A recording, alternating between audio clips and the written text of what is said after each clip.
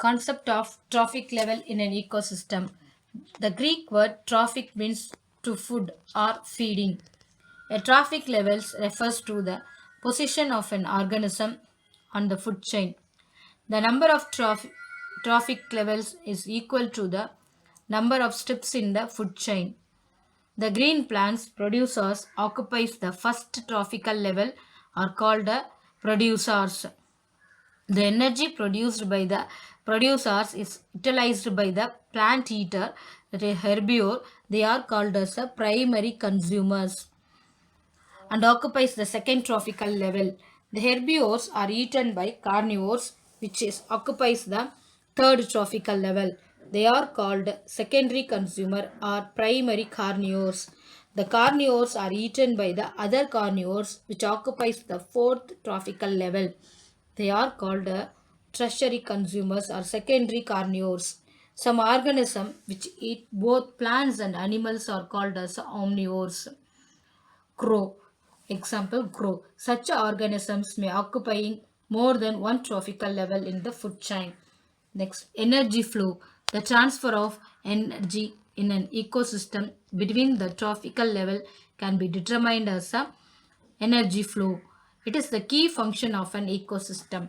Part of the energy obtained from the sun by producer is transferred to consumer and decomposer through the each trophical level, while some amount of energy is dissipated in the form of heat. Energy flow is always unidirectional in an ecosystem. The plants using sunlight, it produces food photosynthesis. The food which is prepared by the plants or eaten by herbivores. And the herbivores are again eaten by the carnivores. When the carnivores and herbivores and producers are died means they are decomposed by decomposer. So between this, some amount of energy is lost in the form of a heat. The next law of thermodynamics. The storage and loss of energy in an ecosystem is based on two basic laws of thermodynamics. First law of thermodynamics. It states that energy can be transmitted from one system to the other system in various forms. Energy cannot be destroyed or created, but it can be transferred from one form to other form. As a result, the quantity of energy present in the universe is constant. Example, in photosynthesis, the producer produce the product of starch. Chemical energy is formed by the combination of reactant such as chlorophyll, water and carbon dioxide. The energy stored in starch is acquired from the external source light energy, and so there is no gain or loss in total energy. Here, light energy is converted into chemical energy. That is 6 molecule of carbon dioxide plus 6 molecule of water in the presence of light inside the chloroplast with the help of pigment chlorophyll. Plants produce the glucose C6H12O6 with the release of 6 molecule of oxygen. So light energy is converted into chemical energy during photosynthesis. That is, the light energy is a form of energy which is converted into another form of energy, chemical energy. That is, according to the first law of thermodynamic, energy can be neither created nor destroyed, but it is converted into one form of energy into another form. Next, second law of thermodynamics. It states that energy transformation resulting in the reduction of the free energy of the system. Usually, energy transformation cannot be 100% efficient as energy is transferred from one organism to the other organism in the form of food. A portion of it is stored as a energy in living tissue, whereas a large part of the energy is dissipated at heat through respiration. The transfer of energy is irreversible natural process. Example, 10 percentage law. This 10 percentage law proposed by Lindemann in the year 1942. It states that during transfer of energy, that is food energy, from one traffical level to another traffical level, 90% is lost in respiration. Only 10% of energy is stored in the living tissue and decomposition in the form of heat. Hence, the law is called as 10% law. 1000 joules produced by the producer with the help of photosynthesis, 900 joules energy lost. Only 10 joule of energy is moves into the second trophical level, that is primary consumer. When the primary consumer is consumed by the second consumer, there is only 1 joule of energy is passed, whereas the remaining 90 joules of energy is lost. The when the en- secondary consumer is consumed by the tertiary consumer, only 0.1 joule is transferred to it. Remaining energy is lost as a heat. That is 9 joules of energy lost. It explains the 10 percentage law. Example, that is the 100,000 joules of solar energy trapped by the producer. 100 joules of energy is stored as a chemical energy through photosynthesis. The remaining 900 joules could be lost in the energy environment.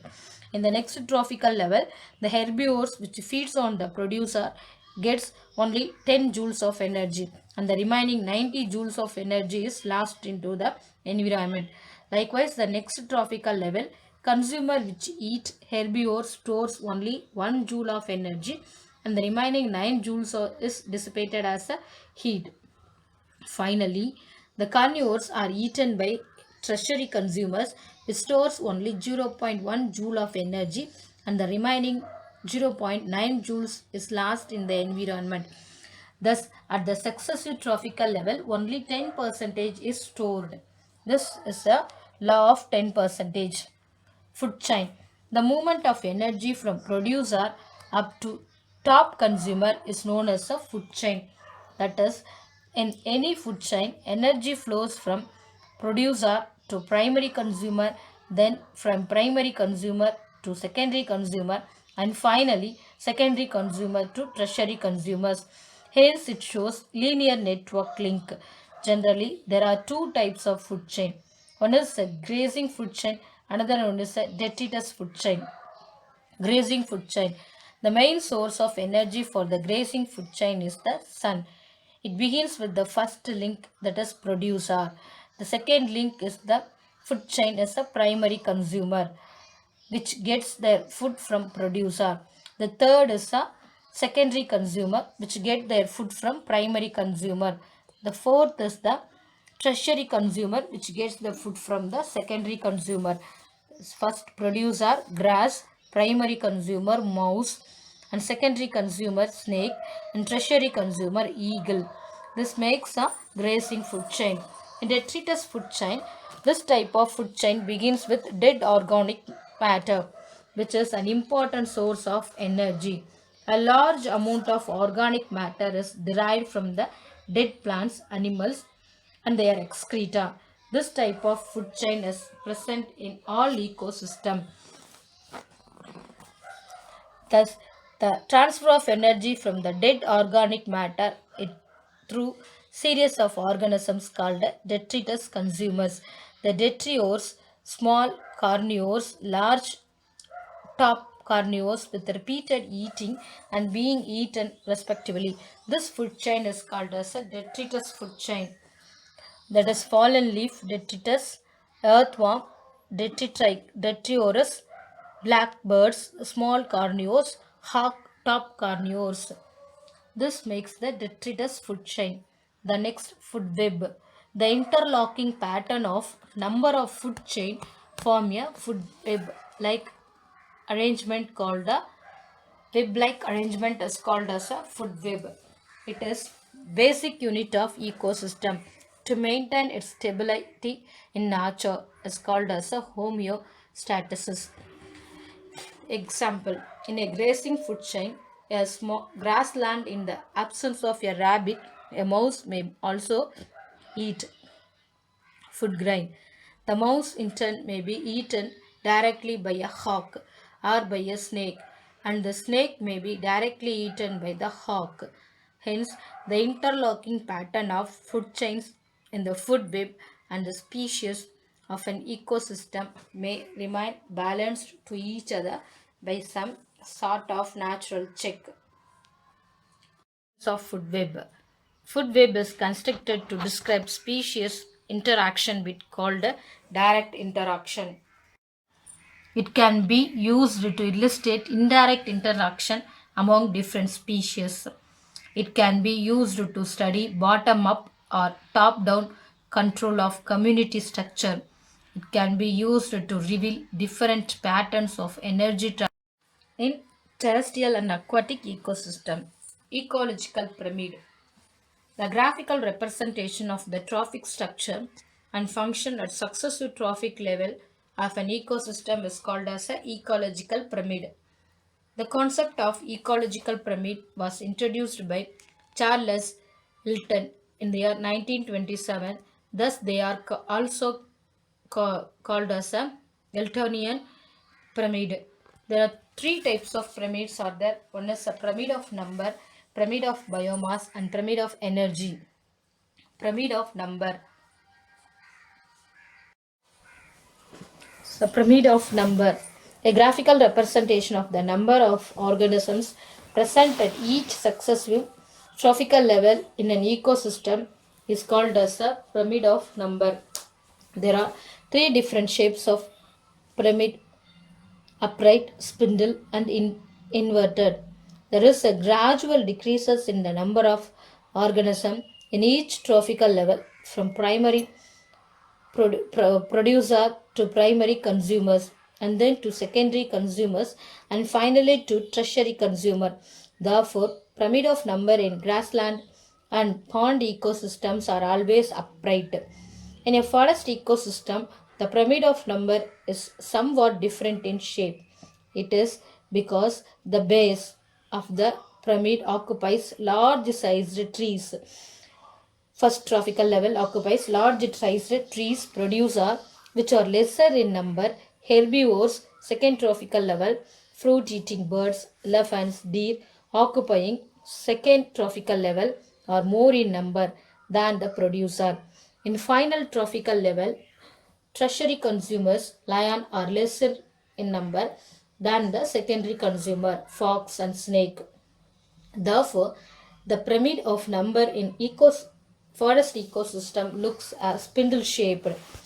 The pyramid of number in a parasitic ecosystem is always inverted because it starts with a single tree. Therefore, there is gradual increases in the number of organisms in successive trophical levels from producer to tertiary consumer. So, the parasitic ecosystem is inverted. Pyramid of biomass, a graphical representation of the amount of organic matter present at each successive trophical level in an ecosystem is called as pyramid of biomass. In grassland and forest ecosystem, there is a gradual decreases in biomass of organism at successive trophical level from producer to top consumer. Therefore, this two ecosystem shows pyramid as upright pyramid of biomass. However, in pond ecosystem, the biomass of the pyramid is occupied by the producers, which comprises very small organism possessing the least biomass, and so the value gradually increases towards the tip of the pyramid. Therefore, the pyramid of biomass is always inverted in shape. The next, pyramid of energy, a graphical representation of energy flow at each successive trophical level in an ecosystem is called the pyramids of energy. The bottom of the pyramid of energy is occupied by the producers. There is a gradual decreases in energy transfer at successive trophical levels from producer to the upper level. Therefore, the pyramid of energy is always upright.